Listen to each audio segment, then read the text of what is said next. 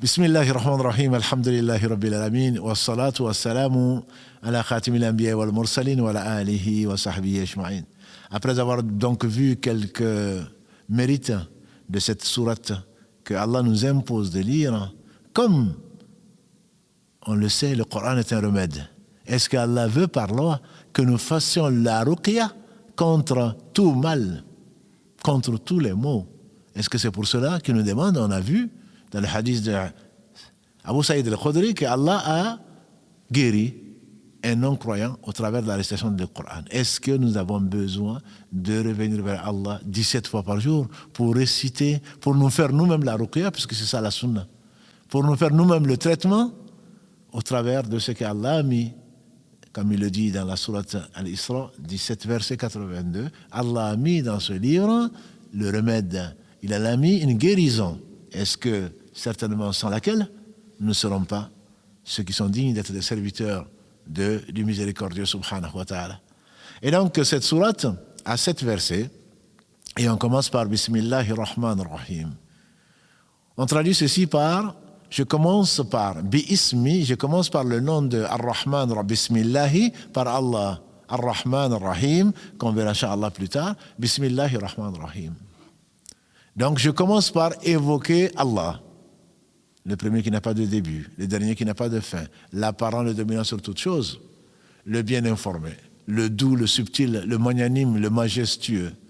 Tous les noms d'Allah, ils ne sont pas de 99, puisque dans le hadith connu rapporté par l'imam Ahmad, le prophète sallallahu alayhi wa sallam demandait à Allah par tous ces noms qu'il a enseignés, qu'il a fait descendre dans l'un de ses livres. Il en a fait descendre 114, qu'il a enseigné à l'un de ses serviteurs, on pense aux prophètes et aux messagers, ou qu'il a gardé en dévers de lui-même, c'est-à-dire que lui seul sait. Donc Allah a plus de 99 noms. Simplement dans ce hadith, le prophète sallallahu alayhi wa sallam nous dit, Allah a 99 noms, celui qui les apprend, les comprend, les met en pratique, ahsaha, celui qui les a appris, qui les a gardés dans le cœur, qui les a mis en pratique, Allah, donc certainement, lui accordera ce qu'il accorde aux gens qu'il aime, c'est-à-dire le paradis.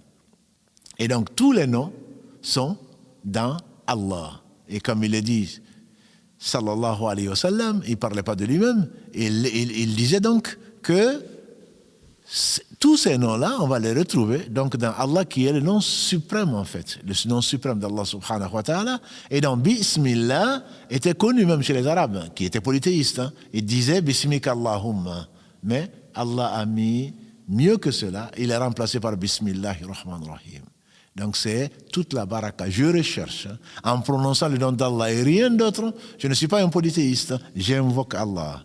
Celui qui a tout créé sans besoin. Sans lui, rien ne se réalise. Celui qui me protège. Oh Allah, je commence par ton nom sublime. Et Allah dit, dans la sourate 7, Araf, verset 180, Allah dit, Walillahi al-asma'ul husna. À Allah appartient les noms les plus beaux, les plus parfaits, les plus merveilleux. Et donc Allah, on retrouve, c'est le nom propre du Seigneur, du seul digne d'adoration, Allah. Il vient dans le Coran avec plus de 2200 fois, disent les calculateurs. Plus de 2200 fois. Allah, c'est le nom suprême. Ibn Abbas, il expliquait qu'en arabe, Allah, c'est la contraction de Al-Ilah, c'est-à-dire le Dieu, avec un grand D. Contraction de qui a donné Allah. La ma'budu bihaqqin illallah. Il n'y a pas d'être digne d'adoration si ce n'est Allah. Mais bien sûr, même les chrétiens arabes, ils disent Bismillah. C'est-à-dire le premier qui n'a pas de début, le Seigneur. Et donc, le Bismillah, le prophète sallallahu alayhi wa sallam nous a enseigné que le matin venu, celui qui dit 3 fois, Bi-Ismi, Bismillah, celui qui le dit 3 fois, en résumant sa conviction que rien n'arrive, la yadurru ma ismihi shay'un fil ard wa la fi sama wa huwa samiul azim. Celui par le nom duquel ne touche aucun mal, ni provenant du ciel, ni provenant de la terre, et c'est lui certainement qui entend, bi ismihi shay'un fil ard wa la fi sama. Rien dans le ciel, ni sur la terre, ne peut le toucher comme mal. Wa huwa Sami'un Alim, c'est lui qui entend parfaitement, c'est lui qui certainement voit tout, subhanahu wa ta'ala, le parfait. Et donc celui qui dit ça 3 fois le matin, Bismillahilladhi,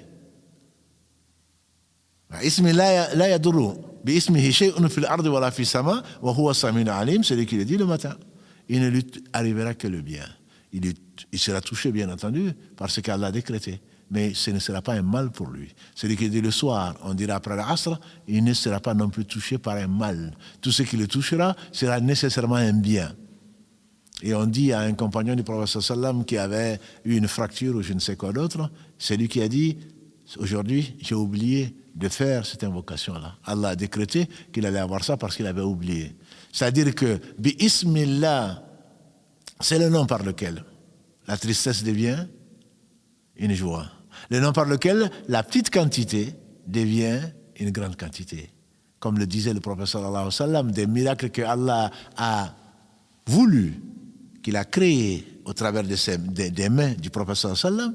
Quand il disait bi ismillah, ne touchez pas, il venait bi ismillah, on voyait la nourriture se multiplier, on entendait la nourriture célébrer l'éloge d'Allah subhanahu wa ta'ala. C'est par ce nom du sublime subhanahu wa ta'ala, quand on l'invoque, la peur s'en va et la consolation est là. Quand on est faible, c'est par ce nom que la force vient. Quand on est triste, je disais, c'est la joie qui remplace. Quand on est dominé, c'est la force qui vient. Quand on est pauvre, c'est la richesse qui vient. Quand on est soucieux, et voilà que les soucis s'en vont. Avec quoi? Avec ce nom bi-ismillah. C'est pour cela que le nom d'Allah subhanahu wa ta'ala est à évoquer dans la sunna du prophète sallallahu alayhi wa sallam. On doit l'évoquer avant de commencer toute chose, toute bonne chose. Bi-ismillah, pour manger, pour dormir, pour boire, pour commencer, quelle que soit la chose, qu'elle soit mondaine, qu'elle soit quotidienne, que l'on fasse par réflexe ou dans l'adoration, ce qu'on appelle l'adoration, ibada, la prière, le jeûne, etc. On commence par bismillah. Parce que commencer par bismillah, ça fait fuir le shaitan. Satan, il s'en va, il n'a pas de place. Quand on invoque Allah subhanahu wa ta'ala, très certainement, cela suffit. Et Allah suffit. Bi-ismillazi, Dieu commence par le nom de celui qui, la yadurru shay'un fil ardi wa la fis sama. Et donc, si on le sait, on commencera par en s'habillant, en disant Bismillah. N'est-ce pas qu'on est nus? Nous sommes tous nus. Et n'est habillé que celui que Allah subhanahu wa ta'ala a habillé. Bismillah, c'est la chose par laquelle Allah voile notre nudité. Quand on veut, par exemple, se déshabiller, on dit Bismillah. Et Allah voile les shaytans, les djinns ne nous voient pas. Bismillah, en commençant à manger, le shaytan il sort. Et on sait que certaines personnes ont été possédées, sans rentrer dans le détail.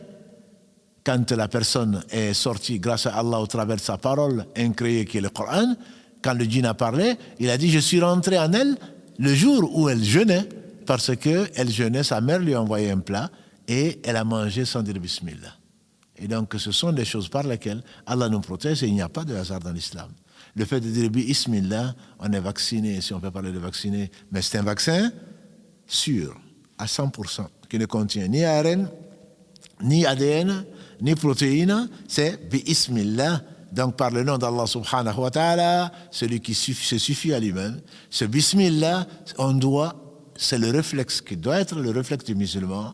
On va donc commencer la lecture du Coran, on va commencer de manger, de boire par le nom du suprême, subhanahu wa ta'ala, le nom suprême d'Allah subhanahu wa ta'ala qui contient tous ces noms.